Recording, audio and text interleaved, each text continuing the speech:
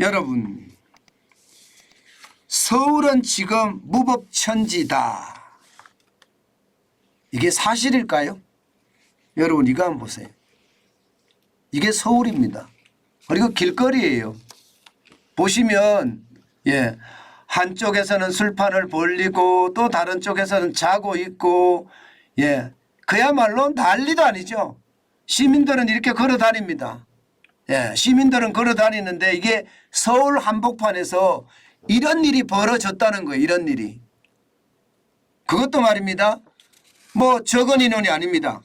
주최 측 추산을 보면 3만 명이에요. 3만 명이 말입니다. 세종대로를 비롯해서 왕복 8차선을 점거하고 그리고 밤에는 인도로 나와서 이런 꼴불견을 지금 보이고 있는 겁니다. 야, 창피합니다. 창피해. 대한민국이 선진국이 맞긴 맞습니까? 아니 어떻게 이런 일이 벌어지나요? 이런 일이. 그것도 세계적인 도시라는 서울 한복판에서 말입니다. 부끄럽고 창피하고 제가 그냥 쓰겠습니다. 쪽팔리고 무슨 말을 해야 될지 모르겠습니다.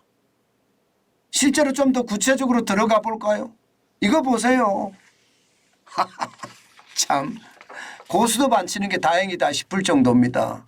이게 서울이에요. 이게 서울. 인도에서 노숙하지요. 술판 벌리지요. 게다가 무상 방뇨까지 이게 서슴지 않아요. 이게 여러분 길거리에 화장실이 있을 리가 없고요. 저렇게 많은 인원이 오면요. 건물의 화장실들도 잠글 수밖에 없거든요. 그러면 그게 덕수궁 돌담길이 있습니다. 가서 그냥 오줌도 질질 싸야 됩니다. 그런데 말입니다. 경찰은요. 방법이 없다면서 어떻게 적극적으로 막지도 않아요. 이게 대한민국의 현 주소입니다. 조용하기는 할까요? 조용하지 않습니다. 소음의 최고 기준인 85데시벨이 일반적으로 소음의 최고 기준이라고 하는데 90데시벨이 넘기도 하고요. 이러다 보니까 서울 도심이 이게 낮부터 밤까지 그야말로 꽁꽁 묶여서 어쩔 줄을 모르네요. 평균 시속이 1에서 5km라고 이야기하니까 얼마나 지금 상황이 힘든지 아시겠죠. 도대체 경찰은 뭐를 하고 있는지 모르겠습니다. 이렇게 말입니다. 여러분 돗자리도 깔고 자고 있는 사람도 있고 술판 벌리는 사람도 있고 이러다 보니 여러분 어떻게 될까요? 쓰레기는 차고 넘칩니다. 쓰레기가 말입니다. 2.5톤 트럭으로 40대 분량이 나올 정도예요. 100톤이 나왔다는 게 100톤. 이게 여러분 오늘날 21세기 대한민국의 현 주소입니다. 모르겠어요. 저는 민주노총에 이 사람들이 이렇게 하는 게 신기한지도 모르겠습니다. 그런데 이를 바라보는 서울 시민 입장에서는 어떨까요? 그리고 한국을 방문하는 관광객들 입장에서는 어떨까요? 창피해. 또 한 번의 창피라고 이야기할 만큼 안타깝기 그지 없습니다. 쓰레기 보세요. 쓰레기. 아이고 뭐 이게 여러분 기가 막히지 않으세요? 제가 워낙 기가 막히니까 이렇게까지 됩니다. 이게 뭐예요 이게. 아니 국민들이 지금 지나가려고 해도 민망스럽습니다. 아이고 진짜 창피해서 뭐라고 말을 할 수가 없습니다. 뭐라고 말을. 참 이런 것을 보면 안타깝다. 왜들 저렇게 살까. 저는 그런 생각 진짜 많이 하게 됩니다. 쓰레기는 보세요. 100톤이라고 하니까 이게 얼마나 많겠습니까? 여러분 이거를 치우는 사람들은 노동자가 아닐까요? 이거를 치우는 사람도 노동자입니다. 이게 오늘날 대한민국 서울의 실상입니다. 지금 서울은요 무법천지입니다. 저는 정부가 왜 있는지 모르겠어요. 정부라면 모름지기 말합니다. 특정 세력이 저렇게 무단 점거를 하고 특정 세력이 사회 혼란을 야기를 시키면 이거 법으로 해야 되는 것 아닙니까? 법으로. 아니 법이 있습니다. 법이 없는 게 아니에요. 여러분 법도 있는데 이렇게 한다는 거예요. 실제로 말입니다. 여러분 보세요.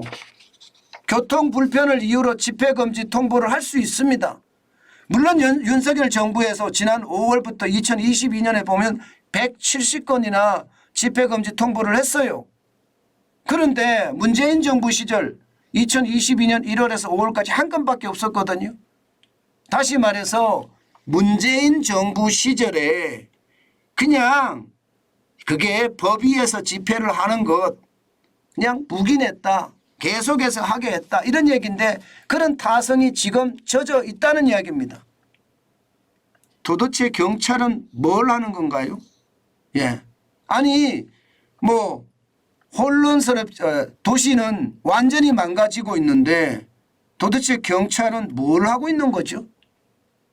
야간 집회에 대한 규정이 미비하기 때문에 불법 집회를 하더라도 추후에 통보하는 방법 말고는 대책이 없다. 야, 이게 경찰입니다. 이게. 아니 민중의 지팡이라며요. 국민의 지팡이라며요. 지팡이 맞습니까? 경찰?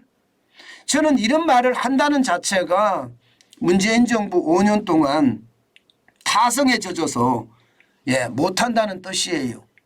제발 정신들 좀 차리세요. 대한민국의 기준은요 법치입니다. 한 사람이 권력으로 대한민국을 다스리는 게 아니에요. 국가 운영이라는 것은요 법치가 바로 설 때 국가 운영이 되는 겁니다. 이 법치가 제대로 집행이 안 되면요 경제도 무너집니다. 지금처럼 가면 말입니다. 경제가 무너지는 것은 어쩌면 당연합니다.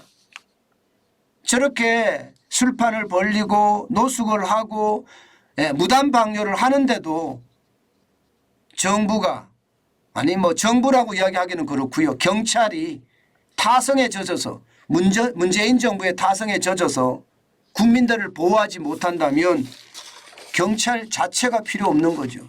경찰 자체가. 경찰이라는 것은 모름지기 말입니다.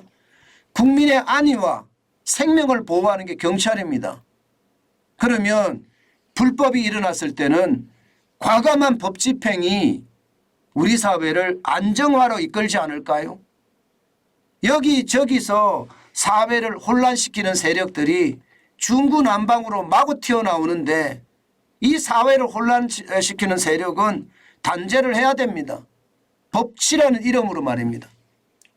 과거처럼 말입니다. 대한민국이 독재를 하는 나라도 아니고요. 과거처럼 강제를 하는 나라도 아닙니다. 그러면 나라가 운영이 되려면 기본이 튼튼해야 되잖아요. 그 기본이 튼튼하려면요. 이 공권력이 제 기능을 발휘해야 됩니다. 그렇지 않으면 지금과 같은 사태가 전국에서 벌어지고요. 그 무법천지는요.